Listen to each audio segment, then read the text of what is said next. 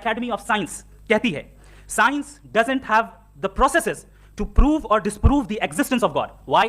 क्योंकि साइंस का ताल्लुक एम्पेरिकल एविडेंस से है और एम्पेरिकल एविडेंसेस का ताल्लुक हमारे नेचुरल और फिजिकल वर्ल्ड से है, जबकि गॉड नॉन फिजिकल और सुपर नेचुरल रियलिटी है। लिहाजा नॉन फिजिकल रियलिटी को आप उस टूल के साथ नहीं चेक कर सकते जिसका काम फिजिकल रियलिटी को तलाश करना है।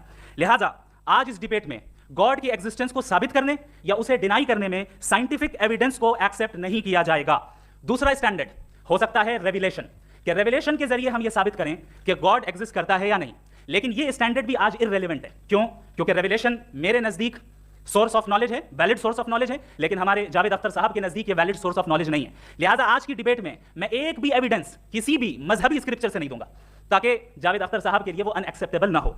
तीसरा जो मेयार हो सकता है वो है ऑब्जर्वेशन, कि भाई कोई कहे कि हमें खुदा दिखाओ, अगर है तो दिखाओ, या ये कि खुदा के एग्जिस्टेंस पर एम्पेरिकल एविडेंस दो, तो ये है दर हकीकत गलत टूल का इस्तेमाल करना। ये ऐसा ही है कि जावेद साहब मुझसे ये मुतालबा करें कि मुफ्ती साहब आप मेटल डिटेक्टर के जरिए प्लास्टिक डिटेक्ट करके दिखाएं। अब चूंकि प्लास्टिक डिटेक्ट नहीं हो पा रही है लिहाजा plastic does not exist. No, you are using the wrong tool. इस टूल से प्लास्टिक को डिटेक्ट नहीं किया जाता। लिहाजा मैं समझता हूं कि गॉड के एग्जिस्टेंस पर एम्पेरिकल एविडेंस का मुतालबा करना एक बचकाना मुतालबा है और हमारे रिस्पेक्टेड जनाब जावेद अख्तर साहब इस स्टेज से अब बहुत आगे निकल चुके हैं। अब बचता है एक ही स्टैंडर्ड, और वो स्टैंडर्ड है अक्ल, लॉजिक, रीजनिंग।